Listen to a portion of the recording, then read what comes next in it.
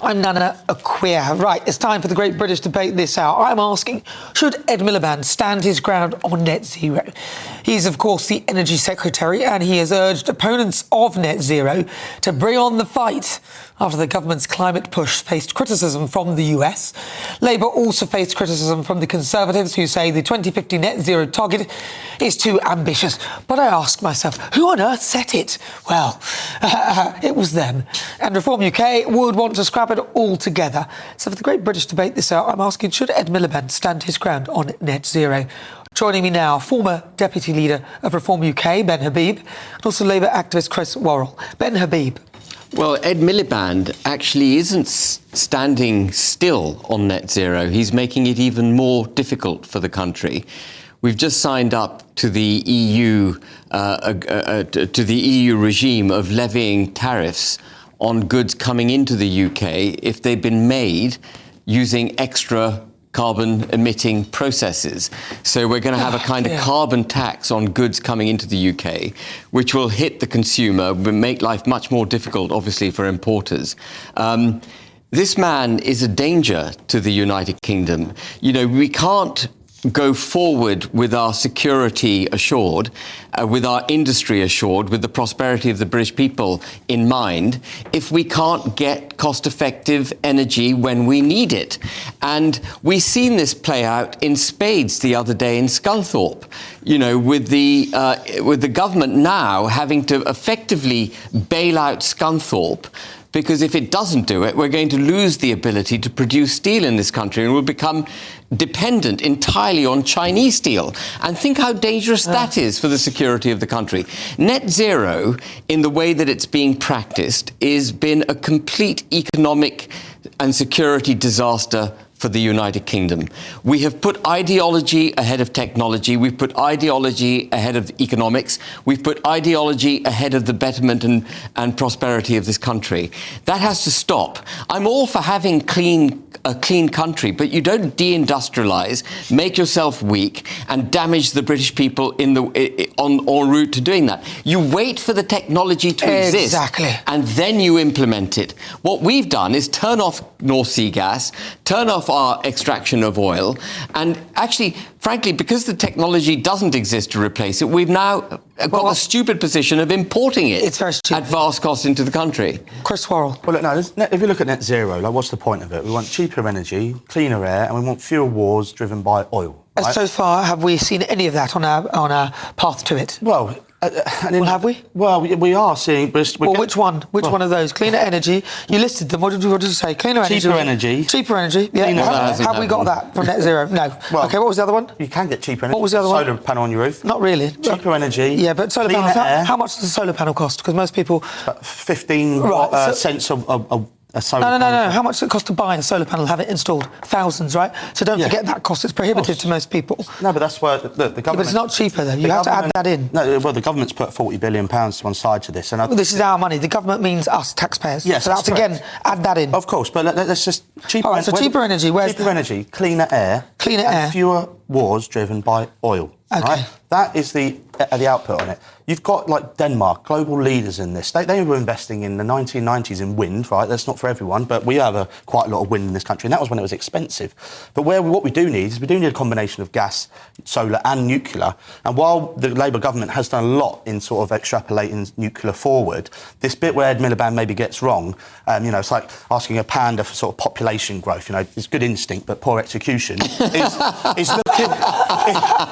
is putting on concrete down, you know, gas wells. You know, we need blue hydrogen in this country. So these are gas plants. We've still got gas, and they can be hydrogen ready. And we need to get a lot more inefficient at using hydrogen. But at least, you know, but the gap is about 30 billion cubics that we need to fill. But we haven't got any of those, though. So to put things in place that suddenly handcuff us before we even put them in place, which is what Ben was saying, is madness, isn't it? Nobody's saying we don't want clean air. Nobody's saying that we, you know, want to own our own means of energy systems. But this is not the way to do it, is it? No, I think we've got to remember that as the economy grows, carbon emissions go down, right? That's one of the main things. Where did we read that? Well, there's a number of studies on this, right? So if you get the economy growing, the our carbon emissions will decouple. And Well, it depends how you do it. I don't think that's true. This is the point, Nana, and it's about what Ed Miliband's trying to do is accelerate that decoupling. Now, I kind of agree with Ben actually on this. Is you can't be doing. If you're going to go too far, you're going to hamper that growth. You're going to hamper that transition. And I think we can do it a bit more smart. I think we're being too harsh on the oil and gas side of it. But as far as what the Labour Party is doing with Great British Energy, nuclear, and wind and solar, trebling and doubling those, I think that's it's good for farmers as well when they've got to get a few more quid out of their land. What about farmers are suffering on the back of net zero? Cost of fertilisers gone through the roof because of net zero. Well, cost of fuel has gone through the roof because of net zero.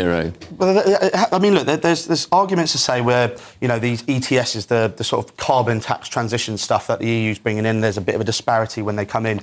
OK, the coking coal that comes through doesn't count, but when the gas, steel factory... Well, we haven't got any coking coal. We have to get it from Japan. Well, exactly. The point I'm trying to make is that it still comes out of the emissions and it's still going to cost to the UK businesses. But what the main thing we're trying to achieve here is energy security. We don't want to be relying on dictators, Putin and all the others. What about the solar panels from China then? That he was quite... I listened to his interview. I listened to it with Nick Ferrari, and he probably said, oh, well, I guess they have to be from China. They have to be from China. They don't have to be from China. We can get them from America. And Russia, there was another one. But he was quite happy to go along with that, is the point I make. Yeah, look, well, we've seen the slavery guy that... Well, he's been blocked. Well, it's been blocked, yeah, and that's what's delayed a lot of renewable projects. He's been blocked. There's the debate around the sort of slave labour linked to solar panels is delaying renewable projects. So this is harming growth. So when people are trying to stop this going ahead, they're actually going to be harming growth at the expense of human rights, which... we need to protect. Well, I mean, I think we need to decide what kind of country we wish to be. If we wish to trade with a country like China, which has a rotten human rights record, just because we want to buy solar panels for the sake of putting them in places which our grid can't even cope with, because we're producing energy which we don't have batteries big enough to, store the energy, and the grid can't cope. And we're setting aside great farming land, by the way, to produce these solar farms, which I think is absolutely daft as brushes. What we should be doing is drill, baby, drill, get as much oil and gas as we can out of our own natural resources, and while that takes place, we can toy around with, renewables. We still buy 10 seconds to your final word. We still buy loads from China. I think, at the end of the day, moving to more sustainable sources and where in line with the EU, actually, dare I say it, who have a better regulation. The EU love China. They love China. They've banned Labour being linked to their solar panels. So, we're bringing that in line with them. I think it's a good thing. Well, that bit is good, but the rest of it is pretty bad, to be honest, because we don't make solar panels. So even though we've offset the carbon elsewhere, it's one globe, so it's still the same amount of carbon. In fact, it's even more because they've got to be transported from China to the UK. So what do you think? gbnews.com/yoursay. At GB News, we believe in the power of free speech. We're not afraid to ask the tough questions, challenge the status quo, and give you a voice. While others silence dissent, we champion the truth. By becoming a GB News member, you're not just supporting free speech, you're defending it. Please consider supporting us today. Together, we'll hold the powerful to account and make sure that your voice is always heard. Simply go to gbnews.com/support and stand with us for what matters most.